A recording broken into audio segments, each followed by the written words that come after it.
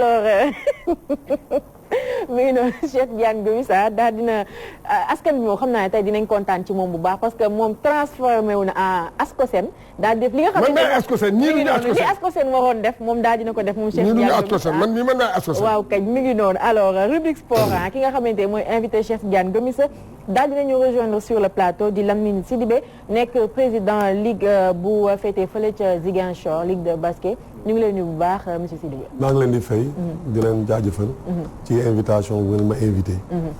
Walf TV. di gërëm ñëpp sant ñëpp quoi. surtout suñu grand monsieur Gomis. jërëjëf merci beaucoup. su doon invité Ngor. waaw jërëjëf may kontaan ci dalal ko Lamine Sidibé di président. Ligue de basket bu Ziguinchor. li tax nag ma invité ko parce que dañoo gis ne que xam nga dañu defoon Ziguinchor. wala côté boobu dañu defoon football rek fa am. mais gis nañu tey jii que basket bi. daf ci am ay jéego yu am solo. buy pour wax ne rek. déwén saison déwén.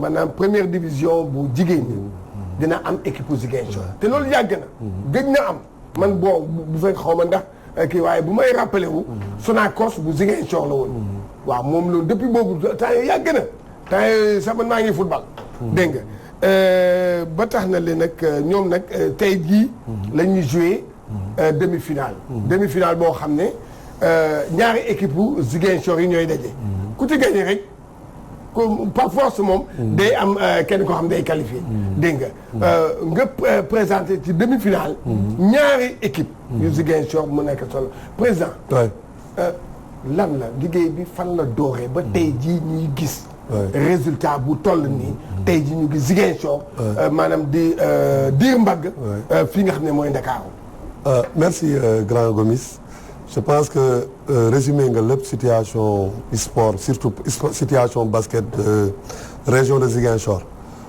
mbir mi daal su ma la waxee pour résumer un peu liggéey la quoi liggéey boo xam ne c'est depuis la petite catégorie Ziguinchor y a des équipes yi ko constitué maanaam club yi fa nekk souvent c'est des écoles de basket ak centre de formation yi ak yooyu centre de basket yi vraiment ñoom ñoo liggéey et puis c'est des techniciens effectivement parce que man defe naa ni lu ñu njaag ñoom la parce que ça fait pratiquement 5 ans je dama lay rectifier tuuti sax ñu wax ni en 2015 effectivement ZBC maanaam Ziguinchor Basket Club ñoom yëgoon nañu première division mais dañuy yëg rek après wàcc quoi mais donc ossature boobu moo fa nekkoon moo fa ne ba tey ak aussi centre il y a une formation qui se passe au niveau de la base donc loolu moo indi résultat bu tey bi et ñu ngi gërëm di sant surtout les techniciens au niveau de Ziguinchor maanaam tout centre confondu quoi et aussi les écoles de basket qui sont là-bas. Bon c'est vrai que tamit loolu c'est dans des difficultés la ñuy liggéey parce que malheureusement terrain bu homologué terrain bu baax boo xam ne benn terrain moo fa am boo xam ne vraiment dañu ne bii terrain bu baax la foofu la ñuy basket d'ailleurs foofu la ñuy recevoir les équipes venant de toutes les régions du Sénégal. mooy terrain Aline Sitoé Diatta bi. benn petit terrain pour juste la commune de Ziguinchor. juste la commune de Ziguinchor yeneen département yëpp basket. yeneen département Bignona vraiment aussi ñu ngi ci deuxième division. c'est Cabrousse aussi maanaam côté Oussouye ñu ngi ci deuxième division. donc suñu principal problème au niveau de la région problème infrastructure la. moo tax il faut que ñu remercier féliciter encourager aussi techniciens yi parce que avec ce peu de moyens là dañuy ñefe dañuy jàppale xale yi pour que vraiment basket bi jëm kanam donc tout le mérite revient aux techniciens parce que on travaille dans des conditions vraiment difficiles ça c'est il faut le reconnaître. mais coach loolu du yoon parce que ministère des sports la politique du développement du sport normalement warul yem Dakar quand même. doo dégg li ñuy wax souvent mooy li may wax souvent rek. mooy que day tabax.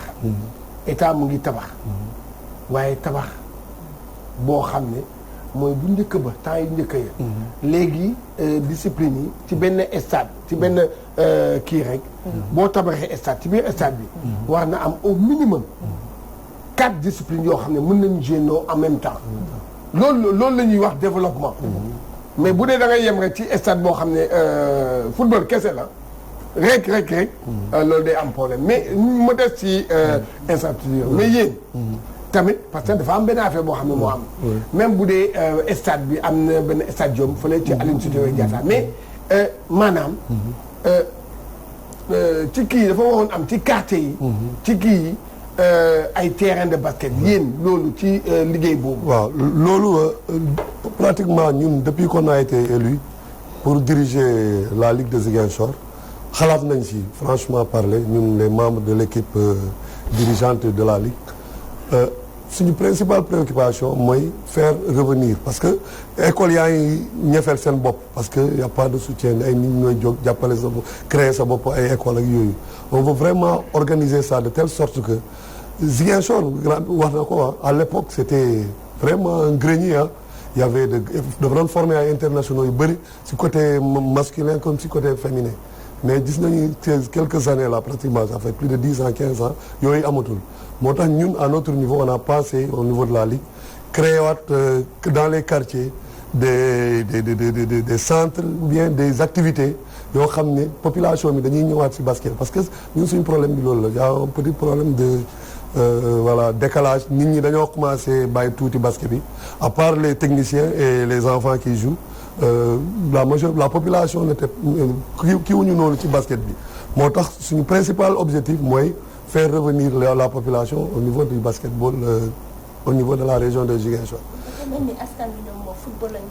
waaw loolu dëgg la loolu moom ça c'est une réalité ah bon c'est pratiquement partout au Sénégal ah waaye football bi la ñuy gën a faratal mais ñun on va faire le maximum possible pour que vraiment basket bi parce que surtout on a une université d'ailleurs là je veux aussi au passage dire que l'équipe de l'université était aussi ñëwoon na si tournoi monté bi mais malheureusement troisième place la jël moo tax ñi kii l'université tamit grenier la quelque part les autorités de l'université ñu ngi siy jàpp tamit bu baax parce que ñoom nee nañu il faut que basket bi comme nu mu amee si yeneen universités yi ñu jouer les premiers rôles au niveau des régions là comme Saint-Louis Dakar ak yooyu que au niveau du sud que tamit une université def lépp pour que basket bi tamit am liggéey am vraiment une certaine ascension mais loolu dañ koy def en collaboration avec la Ligue ñu ngi ciy liggéey bu baax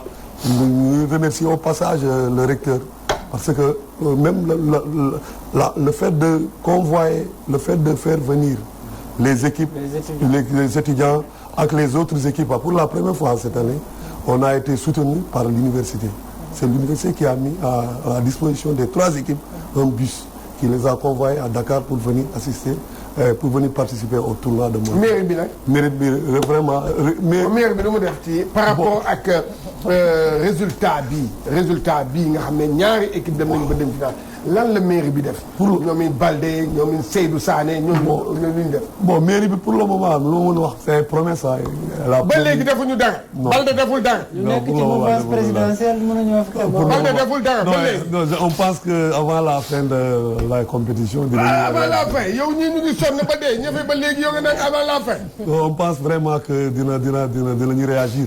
parce que vraiment voilà yàgg nañu jàppale yeneen discipline yi pourquoi pas ne pas. waaw non bu ma wàccee plateau bi naa ko wax Seydou Sané ma. non naa ko leen liggéeyu leen. non mais bon non liggéeyuñu. bon lu ñu jàppale peut-être ils ont mis les clubs au niveau du siège du Casa Sport ñaari clubs yi qualifié demi-finale Seydou Sané le président du Casa Sport a mis à la disposition de ces clubs-là. le local Casa moo ko def en tant que président Casa. mais dama ne en tant que la mairie laa la wax. non en tant que la mairie moom pour le moment bon. comme nii rek bon d'accord. léegi bu weesoo mairie bi aussi man bëgg naa kaa laaj fédération sénégalaise bu basketball aussi est-ce que loxoom dugg na ci pour jàpp ci. waaw pour cela aussi il faut vraiment remercier waa fédération sénégalaise de basketball. depuis pratiquement 3 ou 4 ans. chaque année dañuy jàppale les clubs jàppale souvent les dirigeants et vraiment voilà s'il y a ballon s'il y a surtout matériel de jeu de voilà de basket. Vraiment ñu ngi ciy remercier président fédération bu baax. d'accord yow maa ngi gis ne yaa ngi remercier mais est-ce que ñoom xale yi ñi di def basket ñu ngi leen di fay ñu ngi am salaire. bon pour le moment loolu amagul franchement parler parce que bon. comme yow ci ñaari équipe yi kan nga ci nekk président. non man université laa nekk. ah yow équipe université yow yaa toog. waaw ñoom ñoo kii. léegi yow dama lay laaj benn affaire. xam nga. équipe région yi la plupart ascenseur la ñuy def. waaw dañuy yéeg wàcc. waaw par rapport ak loolu. kii forcément da ngeen di am koo xam ne day nekk première division. waaw léegi nag ban taxawaay lan ngeen war a mën a def ban liggéey ndax yéen ngeen koy kii pour nga xam ne maanaam Ziguinchor. des lu bëri ci élite bi naka ngeen. vraiment temps yëpp depuis qu'on est qualifié bu ñu qualifié ba tey demi-finale loolu moo nekk suñuy waxtaan entre nous les dirigeants.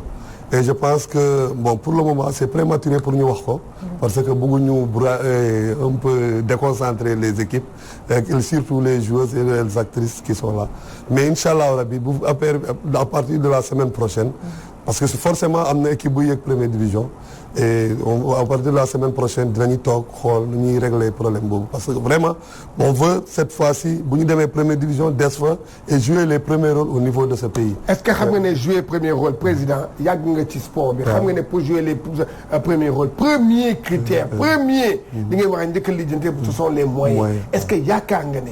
avec ça parce que. la plupart luy tax équipe yi di wàccaat les meilleurs dañ leen di jël indi leen Dakar Duc day jël Saint-Louis Basket Club jël ñeneen ñi jël yéen dootu leen de si léegi nag yow parce que fu mu ne gars yi leen di xool bu baax sax bu baax gis nga gars yi leen di xool ñu xool les meilleurs def ni bu pare ñu ne nii léegi nag yéen est-ce que loolu yéen a ngi ciy taxaw non ñu ngi ciy taxaw bu baax moom laa lay wax nii y a beaucoup de stratégies yoo xam ne ñu ngi koy waxtaanee suñu biir mais gënagul bu soobee yàlla daal à partir de la semaine prochaine dinañ ci taxaw parce que cette fois-ci on ne veut pas quand même que lu daan am muy amaat parce que da ngay former joueuse bon doo ko protéger mu dem ba nekk senior ay tuuti bon gars yi club Dakar yi wala yeneen club jël ko sa loxo sans contrepartie damul dara vraiment cette fois-ci comme que yàlla def na ni on est une nouvelle ligue qui vient d'être élu dinañuy def tout pour maintenir d'abord l'existant maanaam ñu nekk fii déjà et ensuite xool nu ñu koy renforcer parce que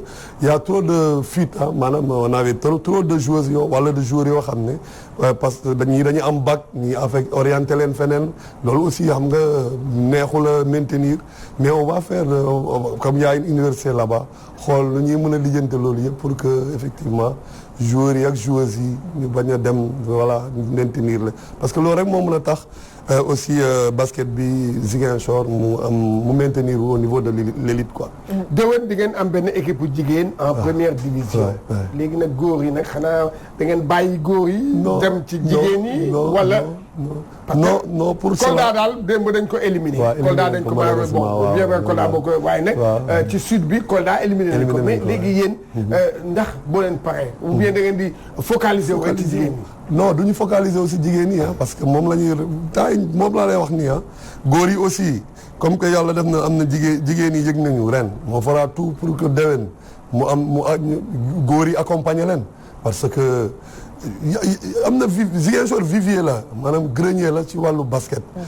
y a des on a des gens des prédispositions par yow xam nga bu baax on est physiquement élancé am na lu bële yoo xam ne te des techniciens ñu ngi ciy liggéey depuis petite catégorie foofu dafa am solo dafa am importance te nee naa la y a plus de 6 écoles de basket sans compter les équipes de deuxième division qui sont au nombre de boo jëlee région bi y a 6 équipes de deuxième division si basket donc y a déjà des éléments yoo xam ne ñun mun nañ si basé pour que ñu am benn équipe bu forte au niveau des garçons. incha allah rabi déwén bu soobee yàlla.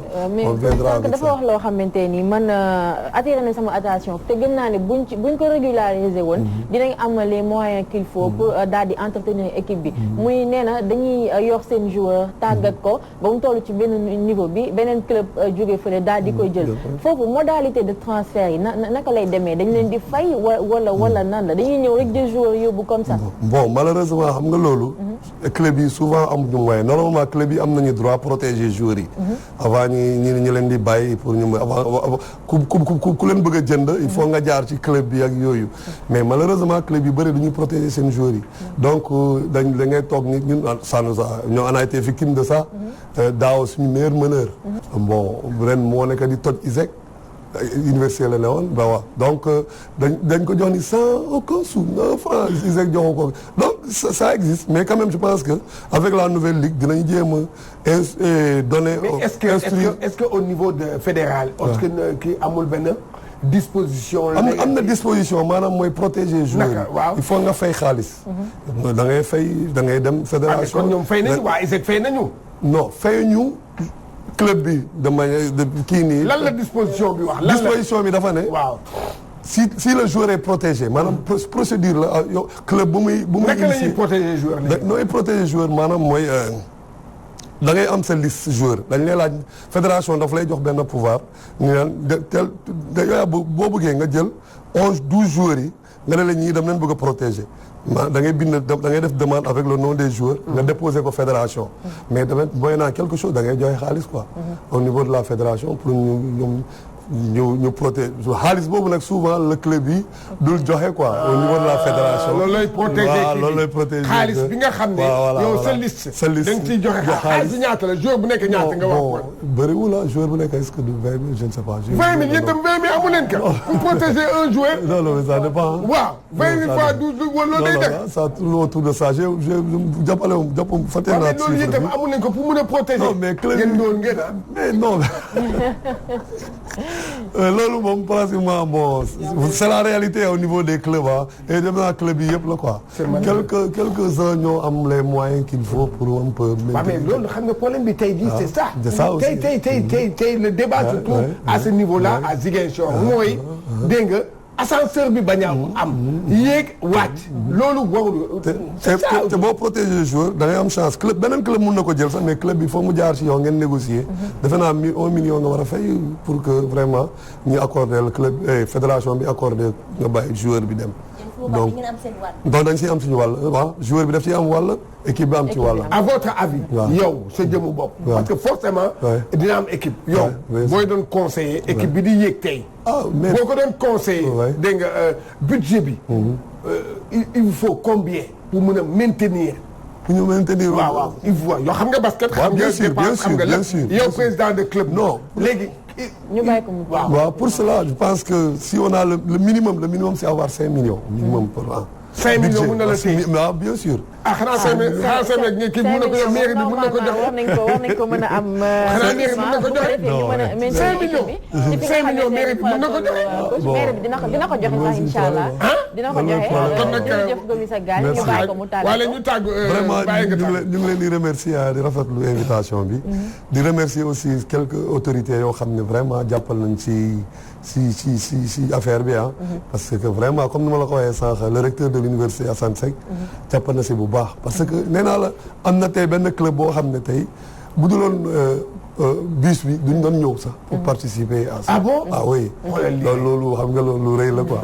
donc ñu ngi ko siy gërëm di ko si sant jàpp na si bu baax. et aussi bon am na autorités yu bëre yoo xam ne nag promettre nañu. et on pense que dinañu jàppale surtout club yi. ñun ligue bi moom c'est pas grave mais club yi moom. ñu jàppale leen au niveau de la base. bu ñu xaaree nga qualifié ñoo monter pour ñu lay jàppale. dañ la jàppale au niveau de la base. petite catégorie vraiment voilà Ziguinchor de basket Ziguinchor ñëwaat nu mu meloon quoi. ñoom ñëpp dugal ci seen loxo incha allah ndax basket Ziguinchor merci di koy remercier moom mi ci invitation bi di leen di encourager encore une fois parce que présenter deux équipes nga xam ne déwén parce que dañu bëgg championnat basket di jouer au sud et au nord on le jouait seulement au nord mais léegi on va le jouer chez les bon di nuyu nag